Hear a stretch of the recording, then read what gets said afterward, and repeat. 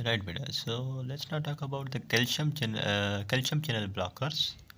At very first, as I told you, it is ethosuximide. Ethosuximide is calcium channel blocker. Obviously, it blocks the T-type calcium channel. Once it blocks the calcium channels, so no calcium enters into the presynaptic neuron and there is no release of the excitatory neurotransmitter, right? This is how it works, beta. Right, so it blocks the calcium channels. Calcium does not enter into the presynaptic neuron, and when the calcium does not enter, obviously the release of the neurotransmitter is not then possible, right? It's a really good drug for absence seizures. Don't forget this. I told you previously there was a drug that was contraindicated in absence seizures. If you remember, do let me know, beta. But here, a drug which is completely for the absence seizure, that is the ethosuximide, right? Adverse effect, if we talk about this, then it causes drowsiness up to certain extent, hyperactivity, and sedation a little, and the GIT upset, weight gain a problem with almost all the anti-epileptics, and to some extent systemic lipoerythematosus, right? The skin reaction. So you have to keep in your mind the adverse effects and the mechanism of action. And the really interesting thing is this drug is really good for the treatment of absence seizures, right? Only for the absence seizures. After ethosuximide, we'll now talk about another calcium channel blocker, that is the valproic acid. After ethosuximide beta comes another calcium channel blocker, is the valproic acid. उसके साथ डेवलप्रोक्स. अब main चीज़ बेटा इसके अंदर ये है कि not only the calcium channel blocker they are, but they have got some other effects as well.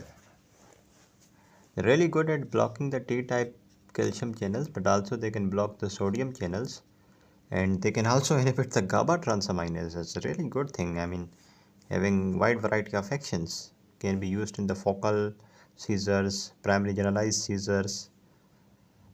Okay.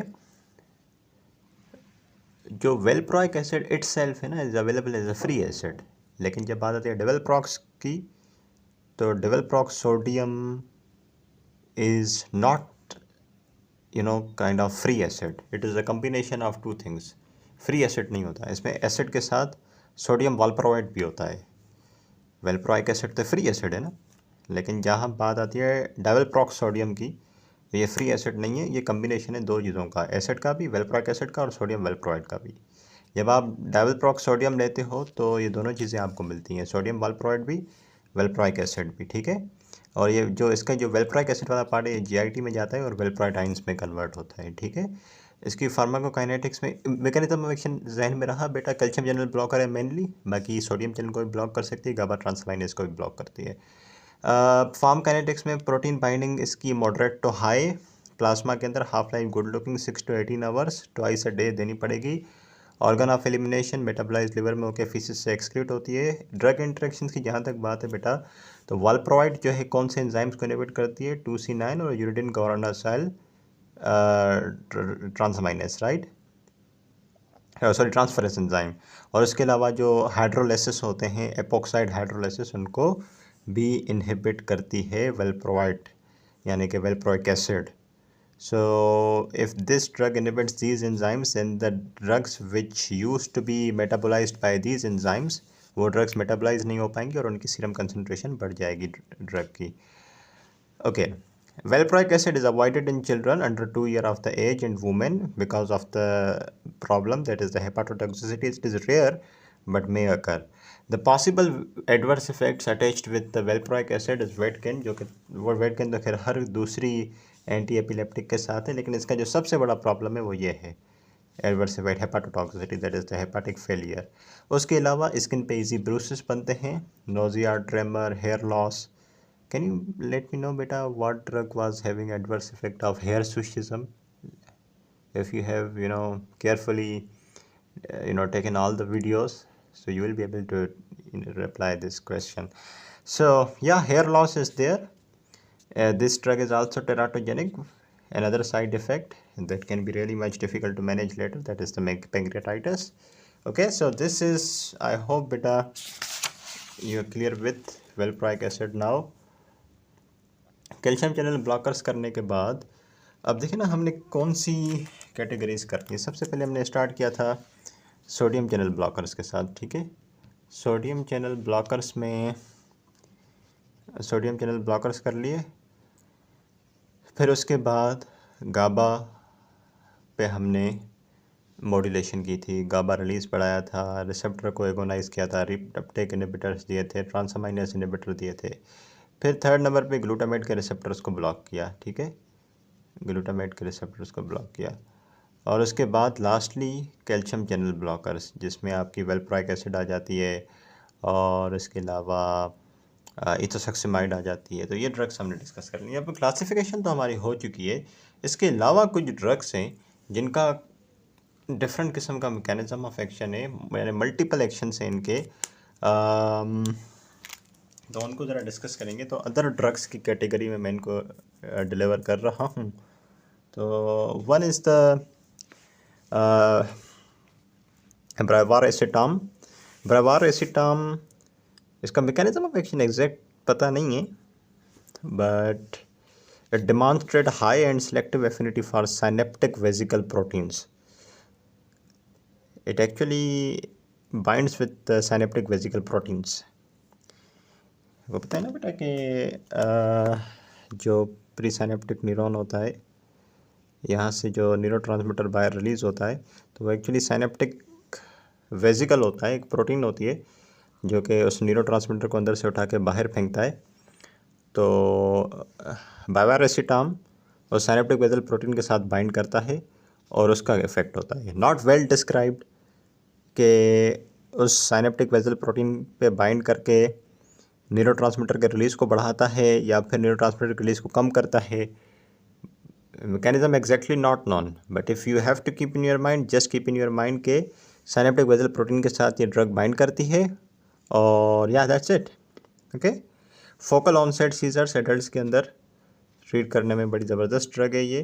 Orally देते हैं और एब्डोमेन में एब्जॉर्ब हो जाती है नीचे इंटेस्टिन में।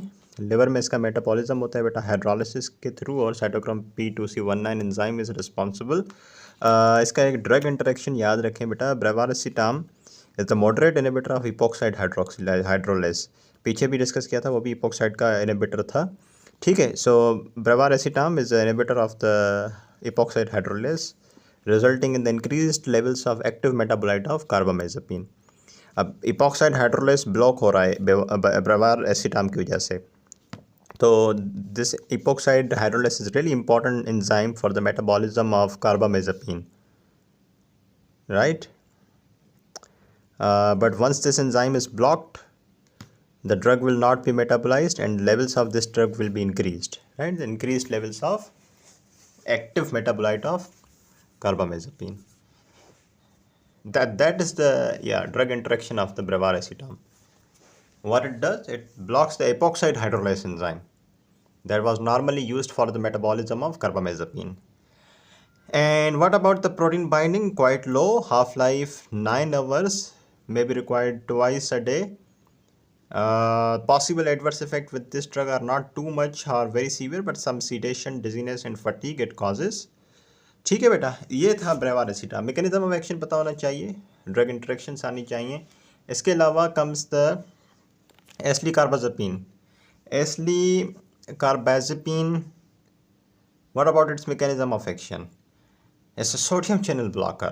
It's a sodium channel blocker. We could discuss this in the sodium channel blockers previously, but the main sodium channel blockers are the only we discussed earlier. No doubt, this is also a sodium channel blocker. इसका एक product form आती है, that is the एस्ली कार्बाजेपिन acetate. फिर इसकी hydrolysis होती है, फिर वो एक्टिव फॉर्म में कन्वर्ट हो जाती है, that is the active metabolite है, उसको हम कहते हैं एस्ली कार्बाजेपिन। एस्ली कार्बाजेपिन एसीटेट प्रोड्रग है। एस्ली कार्बाजेपिन इटसेल्फ जो है वो एक्टिव मेटाबोलाइट है, जिसको हम एस लीकार्बाजेपिन भी कहते हैं खास करके, ठीक है। Okay, really good for the focal seizures in adults. Can you let me know बेटा what drug I recently told you was really good for focal seizures in adults? Let me know the drug. Adverse effects not really severe, but earlier they are not serious. Simply dizziness, it causes somnolence, diplopia and some headache, but the side effects can be serious Later, if you take it for a long period of time, that can cause rashes on your skin, psychiatric side effects, and the hyponatremia. Hyponatremia, I have discussed this previously as well, so I actually have asked lots of questions, so you can let me know just for your revision purpose. Okay, so this is all about the acetylcarbazepine. Need to remember the mechanism of action, therapeutic use, and few adverse effects. Simple, right? Some other anti-epileptic drugs. Let's talk about this, beta. Right, beta. So now comes lacosamide. Um, Lacosamide, it's we talk about mechanism of action, obviously not a single mechanism of action. This is the reason I have, I am actually discussing these drugs in other drugs category. Initially, we, all like we started with the sodium channel blockers, then GABA को promote किया, फिर उसके बाद glutamate को inhibit करवाया, different drugs देके, ठीक है ना. ग्लूटामेट के अलावा फिर कैल्शियम चैनल ब्लॉकर्स पे बात की, एथोसक्सामाइड वगैरह, है ना, और इसके अलावा वेलप्रोइक एसिड भी इसी में थी. तो ये तो हमने एक तफसील से चारों चीज़ें डिस्कस कर ली. अब ज़रा कुछ ऐसी ड्रग्स हैं जिनके मल्टीपल मैकेनिज्म ऑफ एक्शन है. पीछे हमने बात की ना बहुत सारी ड्रग्स की, ब्रेवारेसिटाम हो गया. अब इस तरीके से अब ये लेकोसामाइड है. लेकोसामाइड एक सोडियम चैनल ब्लॉकर है. उसके साथ it binds to the collapsin response mediator protein 2, CRMP2. It's a phosphoprotein involved in the neuronal differentiation and control of the axonal outgrowth. तो लेकोसामाइड एक्चुअली इस प्रोटीन को इनहिबिट करती है. इसका इफेक्ट ये पड़ता है कि न्यूरो ट्रांसमिशन जो है वो इनहिबिट होती है. एक कॉमन सेंस की बात है बेटा, CRMP2 प्रोटीन बड़ी ज़बरदस्त प्रोटीन है एक्सोनल ग्रोथ के लिए, न्यूरोनल डिफरेंशिएशन के लिए. अगर ये प्रोटीन इसके साथ बाउंड हो जाए, ये प्रोटीन काम ना करे, तो obviously neuronal differentiation, axonal outgrowth नहीं होगी. तो जो न्यूरो ट्रांसमिशन ही कैसे होगी? अब एक्सोनल आउटग्रोथ से नहीं होगी तो न्यूरो ट्रांसमिशन नहीं होगी. तो this drug is really good. It actually binds with the CRMP2 protein. CRMP2 protein, when bound with this drug, no neuronal differentiation occurs, no axonal outgrowths occur. Right? As a result, the neurotransmission is reduced. Focal seizures में इसका इस्तेमाल किया जाता है बेटा. और adverse effects, the adverse profile is still good looking. Some sort of dizziness, sir में दर्द, headache, fatigue. Okay, that's it. Then after this comes the lamotrigine or lamotrigine, whatever you say, sodium channel blocker plus high voltage dependent calcium channel blocker. Looking, you see they've got multiple actions. Sodium channel blocker, this is also blocking the high voltage dependent calcium channel, so it's good looking. I mean, they are working really nice. Good not only for focal seizures, but also good for generalized seizures, absence seizers, and even the refractory epilepsies जो होती हैं, खास करके Lennox-Gastaut syndrome. I have seen a drug after a long period of time which is really effective, जिसकी इतनी बड़ी इसकी variety of therapeutic uses हैं, वाइड वैरायटी ऑफ सीजर्स में यूज़ करते हैं. आप पीछे देखें, कोई ड्रग फोकल सीजर्स के लिए, सब फोकल सीजर्स के लिए इस्तेमाल हो रही थी. रेयरली कोई थी जो फोकल सीजर जनरलाइज सीजर्स के लिए थी. But lamotrigine after long time wide variety of seizures के लिए आप फोकल सीजर्स में इस्तेमाल कर सकते हैं. जनरलाइज सीजर्स को ये ट्रीट करती है, एब्सेंट सीजर्स को. Can you let me know बेटा which drug was contraindicated in absent seizures? Do let me know बेटा, if you have taken all the lectures, do let me know, it's really interesting. Absence seizures में use कर सकते हैं lamotrigine, और refractory epilepsy जैसे कि Lennox-Gastaut syndrome में. Seizures के अलावा बाइपोलर डिसऑर्डर्स में भी यूज़ की जा सकती है और काफ़ी इफेक्टिव होती है. Lamotrigine is metabolized primarily to what component? 2N-glucuronide through UGT1A4 enzyme. This metabolism occurs in liver. Lamotrigine is broken down into 2N-glucuronide. This drug is really good looking with a half-life of 25 to 32 hours. Maybe daily dosing is enough. And metabolism is decreased by Devalproex. Valproic acid, Devalproex खास करके. अगर आप को administration कर रहे हैं दो drugs की, लेमोट्रिजीन और Devalproex, पहली बात तो हम दो एंटी एपिलेप्टिक ड्रग था साथ में देते ही नहीं, वो बहुत लेट केस में जाके देते हैं. अगर कोई एंटी एपिलेप्सी काम नहीं करती तो हम ड्रग को अल्टरनेट देते हैं, चेंज करते हैं ड्रग को. जब फिर भी काम ना करे फिर 2 ड्रग्स का कम्बिनेशन देते हैं, और अगर 2 ड्रग्स के कम्बिनेशन में आप लेमोट्रिजिन और डेवलप्रोएक्स दे रहे हो तो प्लीज़ इस कम्बिनेशन को यूज़ ना करें, because divalproex will decrease the metabolism of lamotrigine. फिर इसके डोज बढ़ाना पड़ेगा और प्लाज्मा कंसनट्रेशन काफ़ी अल्टर होगी। When it comes to adverse effects, इसका एक बहुत बड़ा प्रॉब्लम जो है ना लेमोट्रिजिन का, वो यही है स्टीवन जॉनसन सिंड्रोम, बहुत ज़्यादा रैशेस, लाइफ थ्रेटनिंग रैशेस। बाकी they are all same like in the other anti epileptics, headache, dizziness, drowsiness and nausea. The main thing is this Stevens Johnson syndrome and very much life threatening, right? After that, now comes the levetiracetam. Yes, really interesting name, levetiracetam. Thank God, after a long time with single mechanism of action, it has got high affinity for synaptic vessel protein. So this is the drug levetiracetam, which binds with synaptic vessel protein, synaptic vesicle protein. और आपको पता है ना synaptic vesicles का क्या काम होता है। सिनेप्टिक वेसिकल्स न्यूरोट्रांसमीटर को पैक करते हैं, फिर उसको उठा के सिनेप्टिक क्लेफ्ट में डॉक आउट कराते हैं। लेकिन अगर ये ड्रग सिनेप्टिक वेसिकल को पकड़ लेगी, ये ड्रग अगर सिनेप्टिक वेसिकल को कैच कर लेगी, तो synaptic vessels will be unable to bind with the neurotransmitter. Neurotransmitter pack नहीं होंगे तो वो रिलीज नहीं होंगे तो न्यूरोट्रांसमिशन नहीं होगी। So you see how good this drug is. Can be used in focal seizures, good. After a long time I saw drug is being used in myoclonic seizures, generalized tonic-clonic seizures in adults and children. Orally ये drug लेते हैं, intestine में जाती है, काफ़ी अच्छे से absorb हो जाती है। एक्सक्रीशन इसकी प्राइमरली यूरिन से होती है, कोई ड्रग इंट्रैक्शंस इसके नहीं है, thank God. It's really good news because I've seen so many drugs with lots of drug interactions. The main problem with this drug is mood alterations, irritability, right? But cessation, dizziness, headache, you see, this is the problem with all the drugs. Right, beta. So now let's talk about some few more drugs. Right, beta. So now it's oxcarbazepine. Oxcarbazepine, we'll see what mechanism of action it has. Oxcarbazepine एक prodrug है, right? ये एक prodrug है और इसकी reduction होती है बेटा once you administer this drug and you get a metabolite, that is the 10 monohydroxy metabolite. This is the main thing which has to produce the action. What mechanism of action it has? Simple: sodium channel blocker, calcium channel blocker.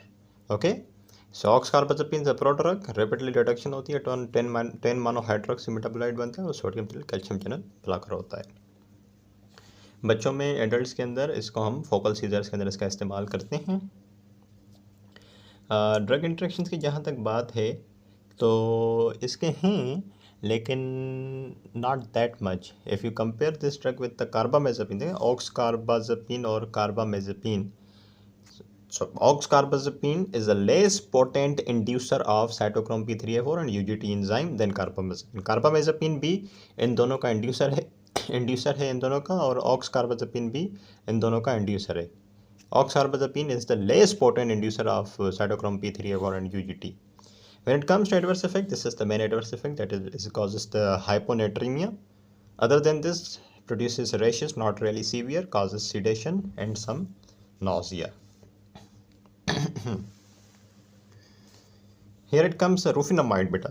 Rufinamide is a sodium channel blocker. It has got the single mechanism of action. We could keep this in the sodium channel blockers as well, but the three we discussed in the sodium channel blockers, they are enough. We can keep this in other drugs category. So rufinamide, इसके नाम में भी sodium आता है तो आप sodium इस तरीके से भी याद रख सकते हो, ठीक है. Sodium channel blocker, they are not used in the generalized seizures, but the seizures that are associated with the Lennox-Gastaut syndrome in children 1 year of age, older और adults के अंदर. बच्चों में भी, adults के अंदर भी इस ड्रग को यूज़ कर सकते हैं, लेकिन वो seizures that are refractory, not responding to other drugs, then you can use this rufinamide. जो रिफ्रैक्टरी एपिलेप्सीज होती हैं ना, उनको हम, उसकी रिफ्रैक्टरी एपिलेप्सी की एक बहुत ज़बरदस्त एग्जाम्पल है Lennox Gastaut syndrome. Lennox-Gastaut syndrome, they refer to the refractory epilepsy, the epilepsy which is not responding to other drugs. In that case, rufinamide is really handsome drug. Okay. When it comes to drug interactions, this drug is a weak inhibitor of cytochrome P2E1. cytochrome P2E1 को inhibit करती है ये drug, और this drug is the weak inducer of the cytochrome P3A4. cytochrome P3A4 को activate कर देती है, induce कर देती है. तो जो drug cytochrome P3A4 से metabolize होनी होंगी उनका metabolism बढ़ जाएगा because of activation, induction of cytochrome P3A4. The serum concentration of rufinamide is affected by these three drugs, carbamazepine, phenytoin and valproate.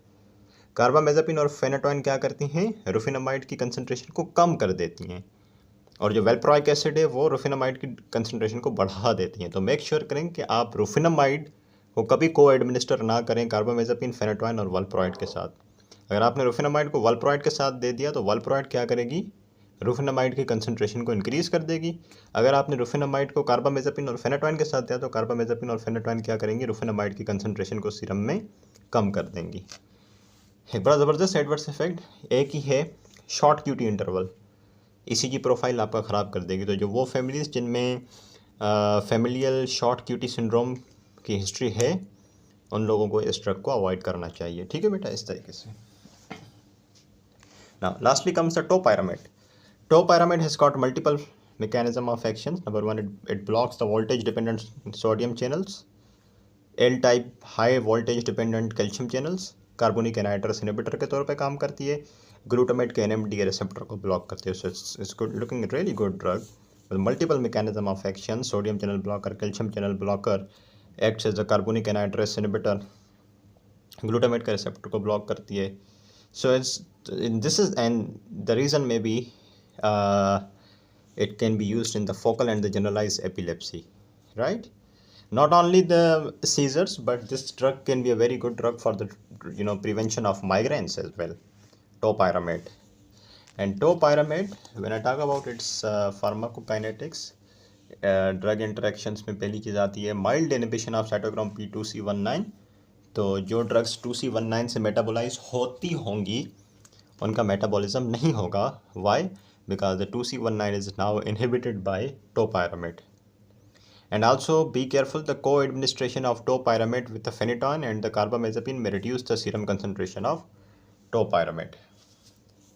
कार्बामेज़ापिन और फेनाटोइन तो खैर पीछे रुफिनामाइड की सीरम कंसंट्रेशन को भी कम कर रहे थे, और फेनाटोइन कार्बामेज़ापिन यहाँ पे टोपाइरामाइड की सीरम कंसंट्रेशन को भी कम कर रहे हैं. बहुत आसान सी बात है बेटा. When it comes to adverse effects, it can cause somnolence, बहुत ज़्यादा नींद का आना. वेट लॉस की पेशेंट कंप्लेन करता है. बड़े टाइम के बाद कोई ड्रग देखिए जो एंटी एपिलेप्टिक है, जो वेट लॉस करवा रही है, वेट गेन नहीं करवा रही. पारेस्थीसियास, पेरिफेरी में टिंगलिंग का होना, रीनल स्टोन्स, ये एक बड़ा यूनिक सा साइड इफेक्ट है इस ड्रग का. कैन कॉज ग्लाउकोमास, ओलिगोहाइड्रोसिस, स्वेटिंग बहुत कम होना, और हाइपरथर्मिया. ठीक है, बॉडी टेम्परेचर का एलिवेट रहना. Lastly comes term, we are done with the drugs finally, and here is the term called status epilepticus. It's a severe form of the epilepsy. Look, this is a very interesting thing. A patient has, इसको आसानी से समझ जाता हूँ. Patient को एक attack आता है एपिलेप्सी का, ठीक है, जिसमें पेशेंट को सीजर्स आते हैं, लॉस ऑफ कॉन्शियसनेस होती है. तो ये कॉन्शियसनेस फ़र्ज़ करें यहाँ पे शुरू हुई, मतलब कॉन्शियसनेस आपकी पेशेंट की लॉस हो गई और एपिसोड स्टार्ट हुआ, और यहाँ पे जाके फुल रिकवरी होनी थी पेशेंट की. सुबह 10 बजे पेशेंट को एपिसोड आया है और patient has lost its consciousness, convulsions वगैरह हो रहे हैं, और 10:30 बजे ये बिल्कुल ठीक होना था. लेट सपोज कॉन्शियसनेस रीगेन होनी थी और बिल्कुल सही होना था पेशेंट ने. लेकिन अगर कुछ यूँ हो कि देखें कॉन्शियसनेस यहाँ पे बिल्कुल लॉस्ट है, यहाँ पे बेहतर होती जाएगी, बेहतर होती जाएगी, बेहतर होती जाएगी, बेहतर होती जाएगी, पेशेंट 10:30 बजे कॉन्शियस हो जाएगा. लेकिन कॉन्शियसनेस की फुल रिकवरी से पहले ही 2 और अटैक्स आ जाएं पेशेंट को, 2 या 2 से ज़्यादा और अटैक्स आ जाएं, तो this severe form of epilepsy is said to be status epilepticus. Status epilepticus, the 2 or more seizures without recovery of full consciousness, in between the episodes. तो उसको हम कहते हैं status epilepticus, this can be very much life threatening, may require the emergency treatment, fast medication देनी पड़ती है। मैंने बताया भी था स्टेटस एपिलेप्टिकस में हमें बेंजोडाइजेपिन देनी पड़ती है, वो इमरजेंसी के लिए हमने रखी हुई है, और उसको हम यूजुअली यूज़ नहीं करते बेंजोडाइजेपिन को टॉलरेंस की वजह से, तो यूजुअली हम यूज़ नहीं करते टॉलरेंस की वजह से, तो हम बेंजोडाइजेपिन सिर्फ इमरजेंसी में ही यूज़ करते हैं। तो शुरू में हम फास्ट एक्टिंग बेंजोडाइजेपिन यूज़ करते हैं, फिर बाद में स्लो एक्टिंग पे शिफ्ट कर देते हैं, फेनाटोइन, फॉस्फेनाटोइन वगैरह, डबल प्रोएक्स वगैरह पे रखते हैं। ठीक है, इस तरीके से। राइट बेटा, लास्टली एक आध छोटी सी बात और ज़रा अपने नोट डाउन कर लें कि कॉन्ट्रासेप्टिव्स पे, क्योंकि प्रेगनेंसी के रिलेटेड मैंने कुछ थोड़ा सा बताना है, तो कॉन्ट्रासेप्टिव्स पे क्या रोल है, क्या इफ़ेक्ट है। कुछ होती है ना यंग वुमेन जो कि चाइल्ड बियरिंग एज में होती हैं, तो अगर वो चाइल्ड बियर नहीं करना चाहती, कंसीव नहीं करना चाहती, तो वो कॉन्ट्रासेप्टिव्स ले रही होती हैं। तो ये वो ड्रग्स हैं anti epileptics that can increase the metabolism of contraceptives, phenytoin, phenobarbital, carbamazepine, topiramate, oxcarbazepine और फिनामाइड और क्लोबाज़ेपाम. They all increase the metabolism of contraceptives. So be careful. If you are taking contraceptives, do not take these drugs. If you are taking contraceptives and simultaneously you are taking these drugs will increase the metabolism of contraceptives, and the serum concentration of the contraceptives will be reduced, and there might be chances you get conceived. Okay? इस तरीके से। अच्छा, and अगर pregnancy के दौरान ये drugs ली जाएँ तो बच्चे के ऊपर काफ़ी उसके IQ पे असर पड़ता है। जैसे कि वेल्प्रोइक एसिड है, it can cause mean IQ at the age of 3 years 87 तक गिरा देता है IQ. बच्चों को ना दें, प्रेगनेंसी में यूज़ ना करें. IQ level is dropped up to 87, right. So should be avoided in the women of the child bearing age. अगर दूसरे ड्रग्स की देखें कि क्या इफ़ेक्ट है IQ पे, carbamazepine drops the IQ of the baby to 97, lamotrigine drops it to 100, phenytoin drops it to 98, और इस मार्केट में सबसे जो खतरनाक ड्रग हो, जो सबसे ज़्यादा IQ को गिरा देती है, वो वालप्रोइट है. Can drop the IQ to 87. So this is all about beta this chapter of anti-epileptics. I hope you have, this is clear to you. And still, if you have any question, you can ask me beta anytime, anywhere. Thank you so much. Class dismissed.